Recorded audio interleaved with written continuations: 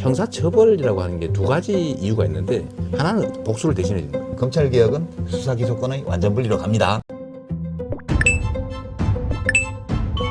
민주당이 제대로 된 적폐청산을 준비 중입니다. 먼저 조선일보는 오늘자 단독 보도를 통해서 내란 중심에 있었던 방첩사는 이렇게 보안, 감찰, 방첩 기능을 3등분해서 사실상 조직 자체를 완전히 날려버리고 검찰은 이재명 전 대표 말씀처럼 수사권과 기소권을 완벽하게 분리해 공소청으로 격화시킵니다. 또한 문제가 심각했던 감사원의 경우 국회의 통제권을 강화시키는 것으로 진행될 것 같은데 관련해 민주당 지도부 관계자는 궁극적으로는 대통령 직속인 감사원을 국회로 이관시키는 게 가장 이상적이라며 이건 개헌 사항이라 먼저 법 개정으로 감사원의 정치 행위를 막겠다는 것이라고 말했습니다. 네, 좋습니다. 벌써부터 국민의힘에서는 민주당이 정권을 잡으면 내란 종식을 빌미로 한 대대적인 정치 보복이 자행될 것이라는 말이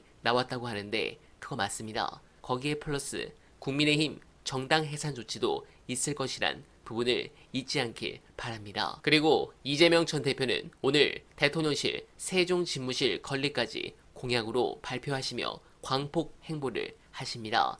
여기서 중요한 것은 집권 뒤 이런 정책들을 하려면 가장 필요한 부분이 지지율입니다. 이 지지율의 가장 중요한 부분, 중요한 영상 보시고 여러분들의 생각 댓글로 부탁드립니다. 제가 진단하기로는 지금 우리 경제가 나쁜 이유가 우선 수출이 엄청 안 좋아요. 뭐 이제 작년에 무역 흑자 났다고 그러지만 그 수입이 줄어서 흑자 난 거고 수입이 줄면 그 다음 시기에 수출이 또 더 줄어요. 우리가 구조가 그렇게 돼 있어서 이거 하나 있고요. 두 번째는 내수가 부진합니다. 지금 35개월 이상 계속 내수가 지금 마이너스거든요. 세 번째는 이 부자 감세 해줘가지고 균형 조정한다고 그랬는데 엄청 적자가 나가지고 이제 세수 결손도 나고 100조가 늘어났어요. 네, 재정 적자가 엄청나게 지금 커졌습니다. 불경기라서 국세 수입은 안 느는데 안 그래도 그걸 감세를 여러 가지 방식으로 시행령으로 해주고 뭐 이래가지고 지금 세수가 예측했던 것보다도 몇십 조씩 해마다 적게 났습니다.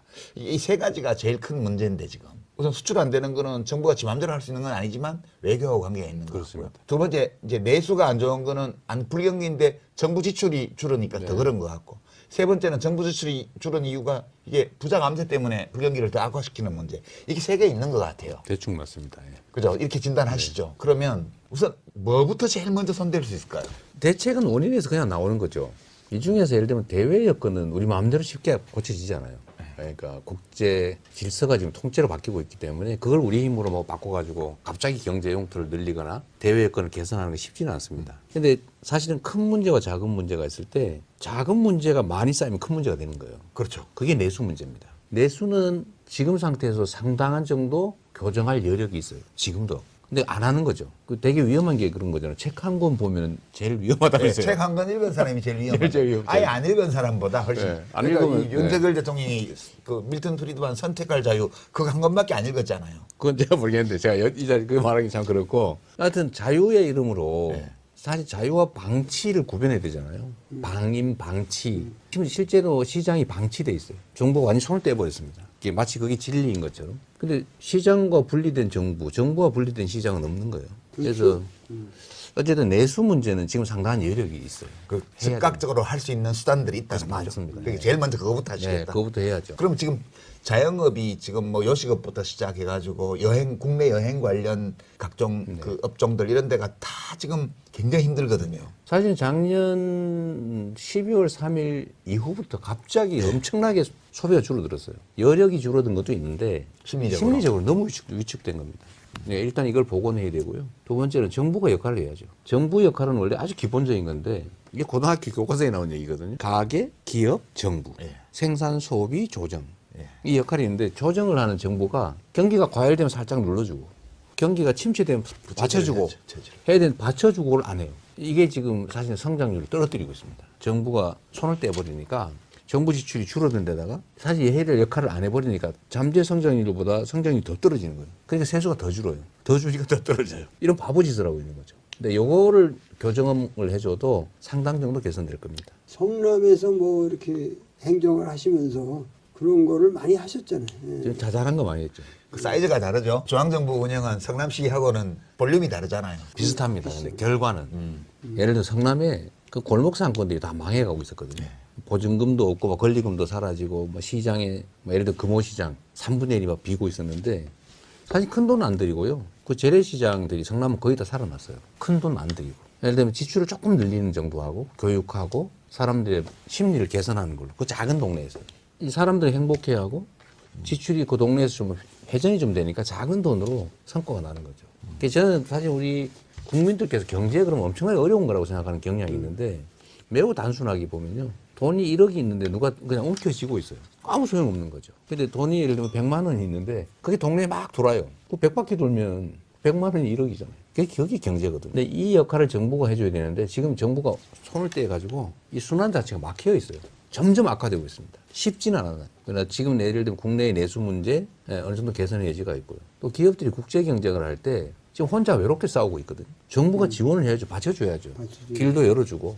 그래서 이 외교의 역할이 매우 중요하죠. 그리고 몇 개 나라에 많이 집중되어 있는데 정부라고 하는 게 우리 국민들의 삶에 도움이 되냐. 제가 그 얘기도 했는데 대통령이 탄핵이 되니까요. 대북비라 대남 오물풍선이 사라졌어요. 아, 그거는 미국에서 오는 돈이 끊어져서 그렇다는 얘기죠. 아니 뭐 그것도 있겠지만 다른 방법도 있죠. 꼭 미국에 돈 없다고 돈 안 온다고 못 하겠어요. 어쨌든 이 지휘탑이 사라지니까 그게 없어졌어요. 그 악순환이 사라졌죠. 네, 공감합니다. 그래도 이재명 전 대표는 경기도지사 취임 시절 가장 낮은 지지율로 시작해 가장 높은 지지율로 끝난 만큼 국민들에게 큰 효능감을 주시는 분이죠. 잘하실 것이라 믿고 또한 그 동력을 위해서 적폐청산 역시 잘해주실 것이라 믿습니다. 그런 부분에서 떡수에 대한 참교육이 필요합니다. 총리실은 헌재 결정 선고 뒤 멘탈이 터진 것을 증명하며 전혀 반성하는 모습을 보이지 않았습니다. 그리고 이완규 법제처장 헌법재판관 후보 지명으로 인해 거세게 일었던 한덕수 재탄핵 주장도 민주당 안에서 그리 강하게 추진하진 않을 것으로 예상됩니다. 어차피 한덕수의 대선 출마 명분을 쌓게 해줄 우려가 있는 데다 헌법재판관 임명 리스크가 사라졌기 때문입니다. 그러나 이번 헌재 결정으로 한덕수 차출론도 힘을 받기 힘들 것으로 보입니다. 결과적으로 국민의힘 입장에서는 결국 마은혁 재판관만 임명한 꼴이 됐습니다. 12월에 임명할 것을 온갖 논란과 국정 혼란을 자초하고서 넉 달 걸려 임명했습니다. 그러나 이런 상황에서 트럼프와의 졸속 관세 합의로 뭔가 큰 사고를 칠 가능성이 커 보입니다. 국익을 위해 민주당이 이 부분 제대로 체크해 주시길 간절하게 바라며 언하변은 오늘도 최선을 다하겠습니다. 여러분 고맙습니다.